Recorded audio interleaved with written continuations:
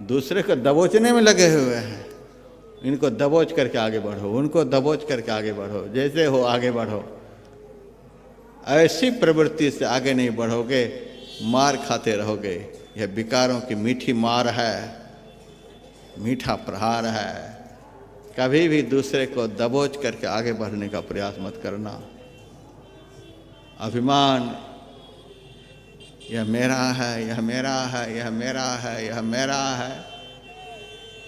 एक श्वास पर तो हमारा अधिकार नहीं, और मेरा मेरा दिन रात कर रहे हो। एक भगत के घर में गया, बड़ा आदर मान सम्मान मेरा किया, और फिर परिचय देने लगा, यह मेरा बेटा, यह मेरी बेटी, यह मेरी बहू, ये हमारे, ये हमारे, ये सब बताने लगे, ये हमारे, ये हमारे। मैं तो झोला उठाया चल दिया। अब मेरे चरण को पकड़ लिया, महाराज नाराज हो रहे हो, क्यों जा रहे हो? अरे पागल आदमी, जब यहाँ सब कुछ तुम्हारा ही है, हमारा यहाँ कुछ है ही नहीं, तो ऐसे राक्षस के घर में रहकर हम करेंगे क्या? हम जा रहे हैं अब अपना घर। तब मेरे चरण पकड़ के कहते, महाराज मेरे से गलती हो गई, अब सब कुछ आपका है। तब कह दिया सब कुछ आपका है। मैंने कहा तब भी तुम्हारे घर नहीं रहूँगा। तब आप कैसे रहोगे? पहले रजिस्ट्री करो, करो रजिस्ट्री। न रजिस्ट्री करने के लिए राजी, न समर्पण करने के लिए राजी। ये भाजी खाने वाले भगत, इन पर क्या भरोसा कर सकते हैं? हमें तो ऐसे रास्ते से सफ़र करना है जिस रास्ते में मिटा दे अपनी हस्ती को, गर कुछ मर्त बाँचा है। सब कुछ को मिटा करके स्वाहा कर देना होता है। तो संसार का सारा अभिमान, शरीर का सारा अभिमान गलित हो जाता है जब भक्त को सारा संसार में तू ही तू, तू ही तू, तू ही तू। हे प्रभु, सब आपका, सब में आप, सब कुछ आपका दिया हुआ, सब आपका, बस मैं ही केवल आपका हूँ, मैं ही केवल आपका हूँ, और मेरे पास जो कुछ भी है सब आपका है। मैं आपका, सब कुछ मेरा आपका,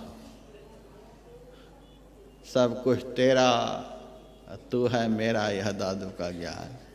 ऐसा अहंकार रहित जीवन हो तो अंदर का सफ़र होता है, नहीं तो सफ़र का मार्ग अवरुद्ध हो जाएगा, फिसलते रहोगे। जैसे ही संसार में शरीर से संबंधित व्यक्ति और वस्तुओं में मैंपन का बोध होगा, वैसे फिसलन शुरू हो जाएगा। ये विकारों की मार है, प्रहार है, आगे नहीं बढ़ पाओगे। मैं बोलने वाले आगे नहीं बढ़ पाओगे। आगे बढ़ने के लिए तो सब कुछ तेरा, तू है मेरा, यह दादू का ज्ञान है। क्रोधः, दूसरे को उद्वेगित करने वाला यह विकार है। क्रोध करने से सामने वाले के अंदर में उद्वेग पैदा होता है, वह आकुल व्याकुल हो जाता है, छटपटा जाता है। जैसे किसी जीव जंतु के ऊपर कोई डंडे से प्रहार करता है तो वह जीव अत्यंत आकुल व्याकुल हो जाता है। उसी तरह से किसी के ऊपर जब हम वचन का प्रहार करते हैं तो वह आकुल व्याकुल होता है। कभी भी जीवन में अपनी वाणी को ऐसा बना करके मत बोलना जिस बोलने से सामने वाला आकुल व्याकुल हो जाए। ऐसी वाणी का कभी प्रयोग मुँह से नहीं हो।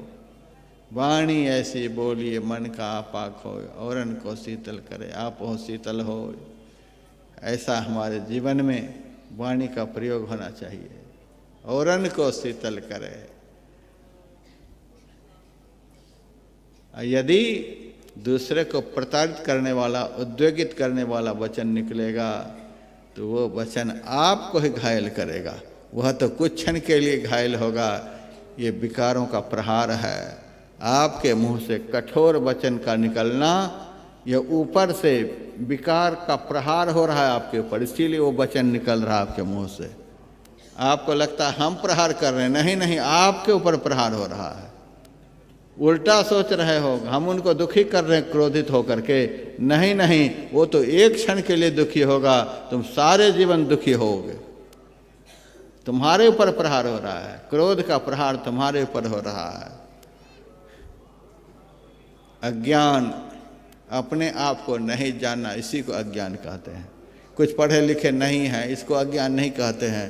अपने आप को नहीं जानना, यही अज्ञान है। अज्ञान, ज्ञान नहीं।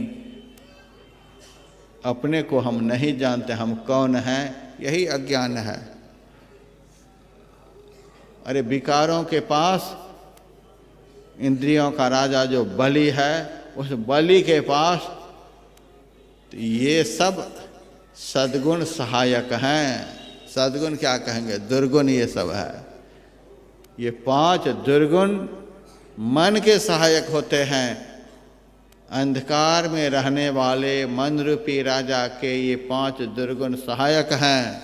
और प्रकाश में रहने वाले जीव रूपी इंद्र के लिए 26 गुण सहायक होते हैं। कहाँ 5 है, कहाँ आपके साथ 26? क्या आपसे टक्कर ले पाएगा? ये 26 मैंने एक दिन सुनाया भी था। अभयं सत्व संशुद्धिर ज्ञान योग व्यवस्थिति दानं दमश्च यज्ञश्च स्वाध्यायस्तपार्जवम अहिंसा सत्यमक्रोधः त्यागः शांतिरपैशुनम दया भूतेस्तु लोलुप्त्वं मार्दवं ह्रीर्चापलम तेजः क्षमा धृतिः शौच मद्रोहो नातिमानिता भवन्ति संपदं देवी मभिजात से भारत। दैवी संपदा के 26 गुण हैं। ये 26 गुण जो जीव 9 द्वारों से 10वां द्वार में प्रवेश कर जाता है, अंधकार से प्रकाश में प्रवेश कर जाता है, पिंड से ब्रह्मांड में प्रवेश कर जाता है, अंतर ज्योति और अंतर्नाद रूपी अमृत का जो जीव पान कर आत्मबल को बढ़ा लेता है, उनके साथ ये 26 गुण जुड़ जाते हैं। जिनके पास 26 ये गुण जुड़ जाएंगे, उनके सामने मन रूपी दैत्यराज बलि 5 दुर्गुण लेकर के कब खड़ा हो पाएगा? आप विजयी हो जाएंगे।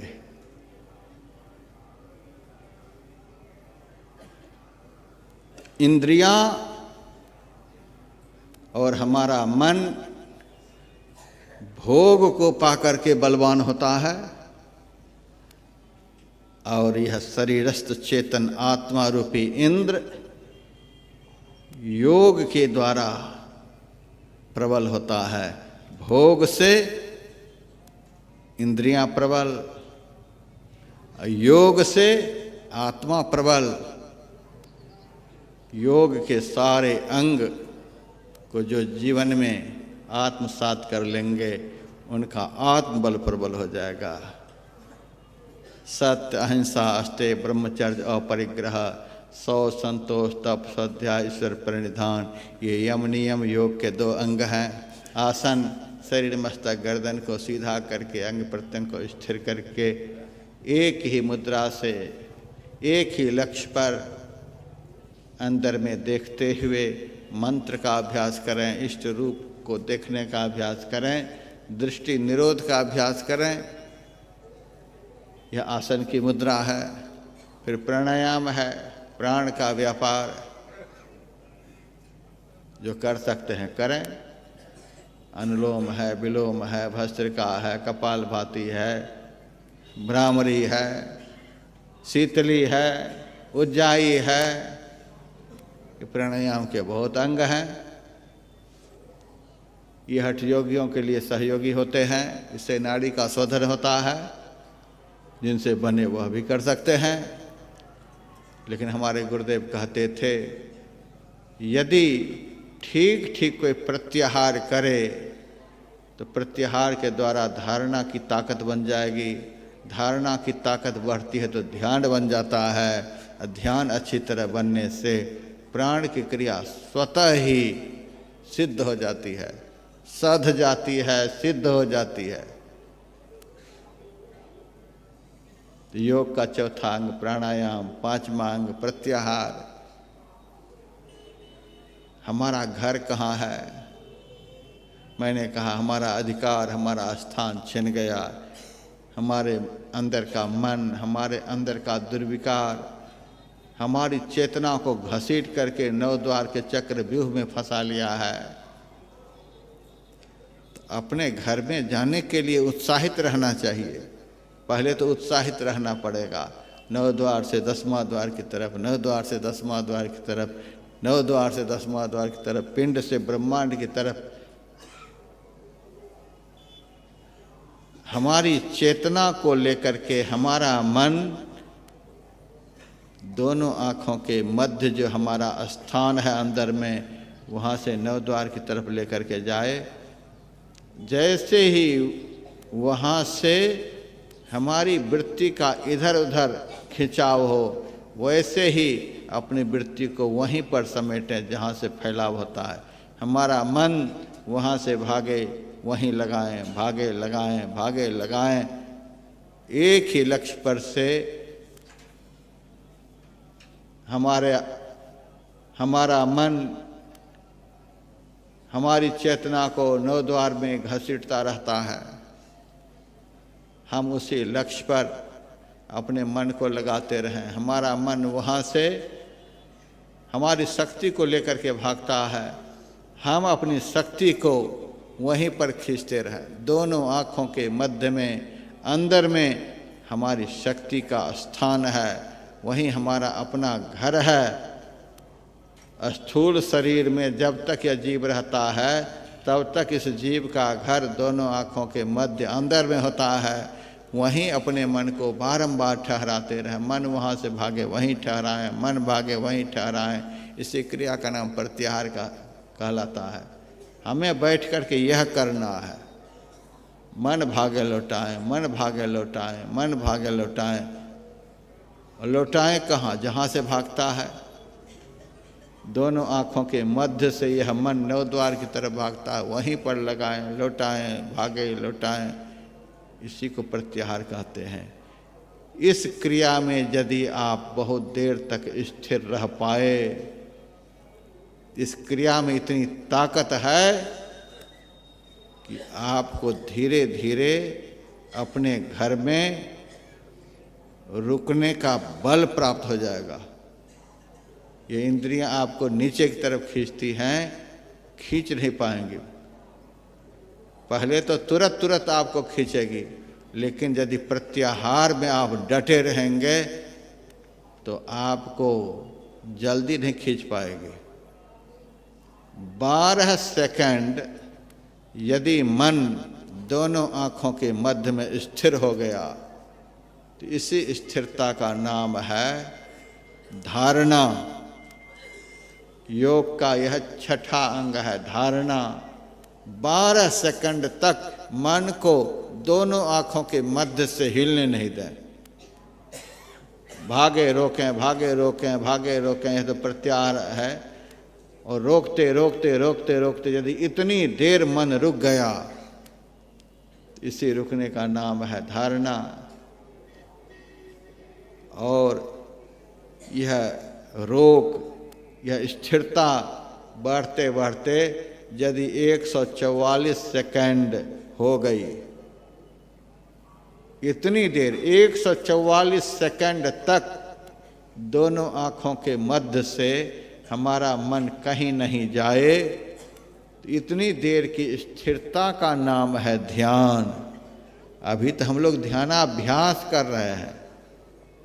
इतनी देर 144 सेकंड तक हमारा मन दोनों आँखों के मध्य से कहीं भी नहीं जाए, इतनी स्थिरता। ध्यानम शून्यगतम मनः, ध्यानं निर्विषयम मनः। समग्र विषयों से 144 सेकंड मन छूट करके रहे, बिल्कुल यह मन शून्य हो जाए, मन में कोई विकार प्रवेश न कर पाए, कोई विषय की वासना प्रवेश नहीं कर पाए। 144 सेकंड के लिए हमारा मन ऐसा हो जाए कि इसमें न विषय प्रवेश करे न विकार प्रवेश करे, इन दोनों के प्रवेश बंद हो जाए। इस शून्यगत स्थिति को ही ध्यान कहते हैं। और हमारे गुरुदेव कहते थे, घर जब खाली हो जाता है तो खाली घर में ही कुछ रखा जाता है। घर पहले से ही भरा हुआ हो तो भरे हुए को भगवान भी नहीं भर सकते हैं, खाली घर में ही कुछ रखा जाता है। उसी तरह से 144 सेकंड के लिए यदि आपका मन खाली हो गया, शून्य हो गया, तो उसी शून्यता में अंदर का जो रत्न है, इस प्रकार के ध्यान को ही समुद्र मंथन कहते हैं। मटका में देखते हैं मथानी डाल करके माइयाँ दोनों हाथ को आगे पीछे आगे पीछे आगे पीछे करती हैं, तभी मक्खन निकलता है। ये आगे पीछे करना क्या, यही प्रत्याहार है। प्रत्याहार करते करते अल्प टिकाव होता है।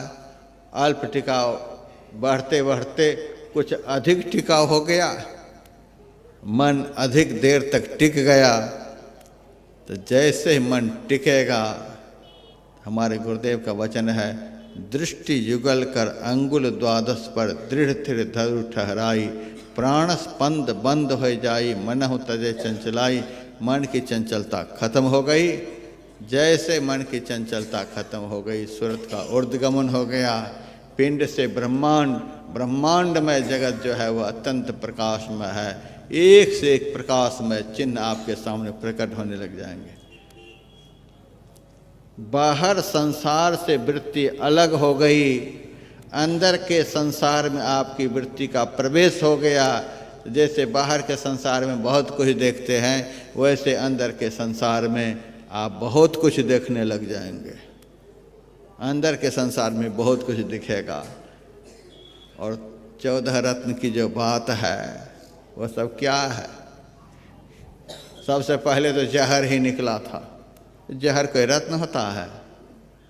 लेकिन भागवत में जहर को भी रत्न बताया गया। ये जहर क्या है? आंख बंद करते हैं, घोर अंधकार। अंधकार ही जहर है। जैसे अंधेरे कमरे में आदमी छटपटाता रहता है, आकुल व्याकुल होता रहता है। जहर पीने वाले को देखिए कैसे छटपटाता है। उसी तरह से अंधेरे में रहने वाले अभ्यासी कैसे छटपटाते, कुछ नहीं दिखलाई देता महाराज, कुछ नहीं मिलता है, छटपटाता रहता है। ये अंधकार ही जहर है। और जहर को कौन पीते हैं? शिव जी। शिव जी का निवास कहाँ है? आज्ञा चक्र के देवता शिव जी हैं। जब आज्ञा चक्र का ध्यान करेंगे तो उस ध्यान से भगवान शिव आपके अंदर के अंधकार रूपी जहर को पी जाएंगे। जैसे अंधकार रूपी जहर खत्म हुआ, वैसे अब देखिए कामधेनु गाय निकलेगी। अंधकार के खत्म होते कामधेनु गाय प्रकट हो जाएगी। ये कामधेनु गाय क्या है? ये गाय है जो दूध देती है। बहुत महात्मा लोग अपने अपने गौशाला में गाय रखते हैं, किसी गाय का नाम रख देते हैं कामधेनु, तो भी महात्मा हाय हाय करते रहता है, ये कमरा नहीं बना तो ये नहीं बना तो वो बना। अरे गौशाला में बांध रखे हो कामधेनु को, कमरे में बैठकर हाय हाय कर रहे हो। ये कामधेनु क्या है? वो रिद्धि सिद्धि है। अणिमा महिमा गरिमा लघिमा प्राप्ति प्राकाम ईशित वसित। कामधेनु इच्छा जैसे उत्पन्न हुई और उस इच्छा की पूर्ति। जैसे जो इच्छा करेंगे तुरंत पूर्ति, इच्छा करेंगे पूर्ति। आपको किसी महात्मा से आशीर्वाद मांगने की अब जरूरत नहीं।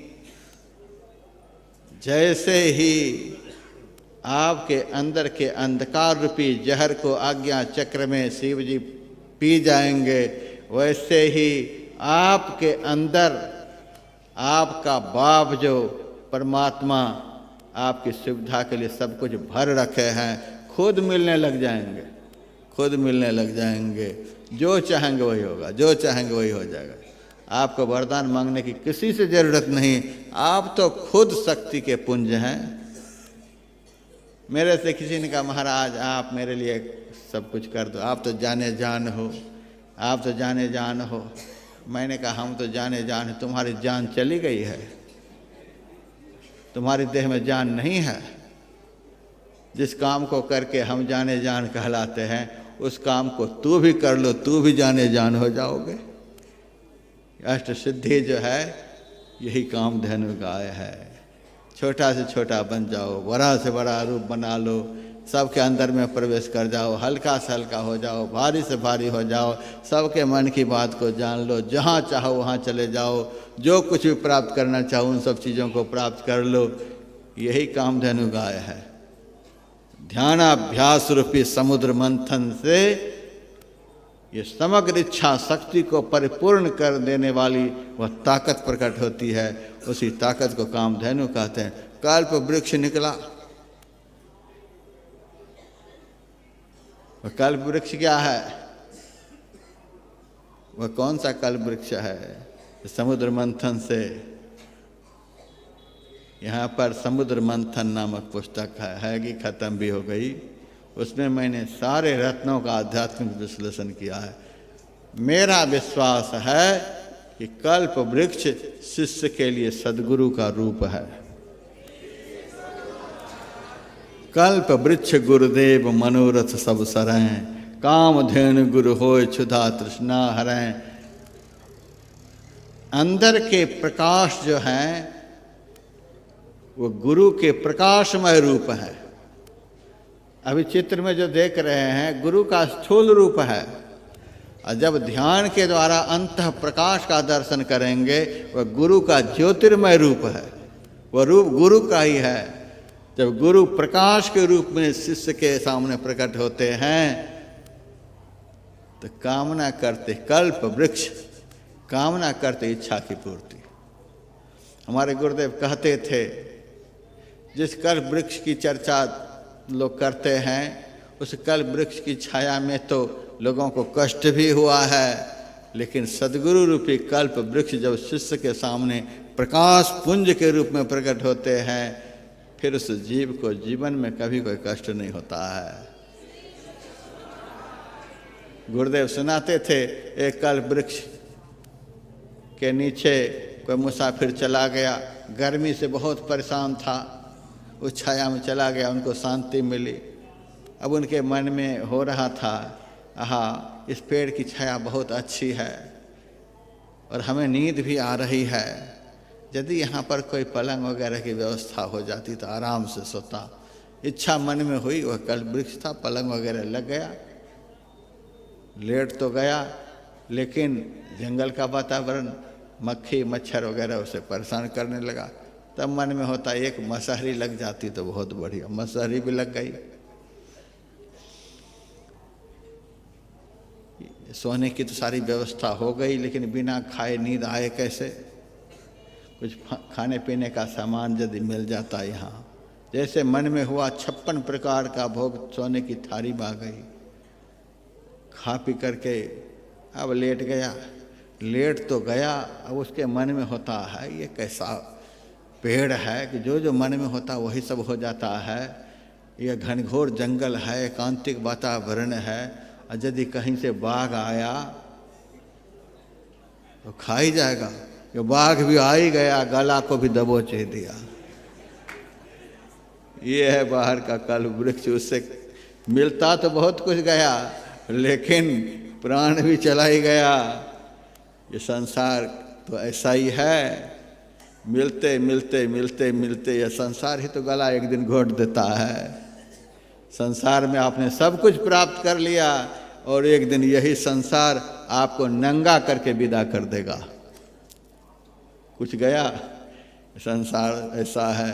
लेकिन सद्गुरु ऐसे कल्प वृक्ष हैं कि आप कल्पना करते जाएं, अंदर में अनुभूति प्राप्त हो रही है, आपकी इच्छा होगी और हमें दर्शन हो, और कुछ प्रकाश का दर्शन हो, और कुछ हमें सुनाई दे, और कुछ दर्शन हो, मन में होता जाएगा और वह सब मिलता जाएगा। आपके अंदर में ये खाने पकाने मसहरी बिछावन वगैरह की कामना नहीं रह जाएगी। सद्गुरु रूपी कल्प वृक्ष जब प्रकाश के रूप में प्रकट होते हैं तब उनकी वासना पवित्र हो जाती है। अब पवित्र वासना प्रकट होने पर तब पवित्रतम परमात्मा की ओर गति करने की भावना जागृत हो जाती है, उधर चलने के लिए। और यह मिले, और दर्शन हो, और दर्शन हो, और दर्शन हो। दीप ज्वालंद खद्योत विद्युन नक्षत्र भास्वरा दृश्यन्ते सूक्ष्म रूपेण सदा युक्त योगिन। एक से एक दिव्य प्रकाश, एक से एक दिव्य प्रकाश, यह सब होता चला जाएगा, मिलता चला जाएगा। ये कल्प वृक्ष देखिए। और जब सुनने की बारी आ जाएगी फिर क्या कहना है। आदौ जलद जीमूत भेरी निर्झर संभव मध्य मर्दल शब्दाभो घंटा काहल जस्त था अंतेत किंकिणी वंश वीणा भ्रमर निस्वन इति नाना विधानादा श्रूयन्ते सूक्ष्म सूक्ष्मता। एक से एक नाद, एक से एक नाद, एक से एक नाद सुनते सुनते सुनते आखिर में सदगुरु रूपी कल्प वृक्ष अलख अगम सत अनीह अनाम अकथ गुरु मूल स्वरूपा में ही अनुपा भजी मिली हो भव पार रे। जीव का जो मूल स्वरूप है, जहाँ से यह जीव बिछड़ा हुआ था, बिछड़ने के कारण जो जीवत्व दशा से प्राप्त हो गई थी, वह दशा खत्म हो गई। वह जीव ब्रह्मत्व को प्राप्त कर लेता है, अमृत को प्राप्त करके अमर हो जाता है।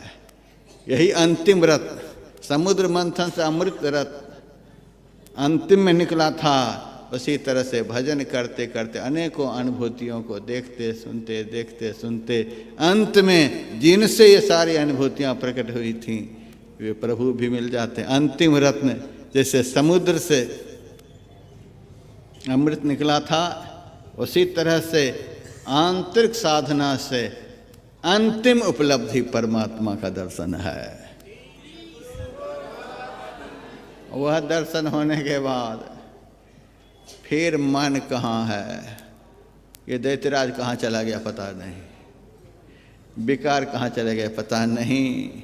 अब तो काम ही न क्रोध जामे लोभ ही न मोहता में मद ही न मत्सर न कौक विकारो है। अब तो ये जीव रूपी जो इंद्र है परमात्मा में मिलकर अमृतमय हो जाता है, आनंदमय हो जाता है। वहाँ केवल आनंद ही आनंद है, आनंद ही आनंद है।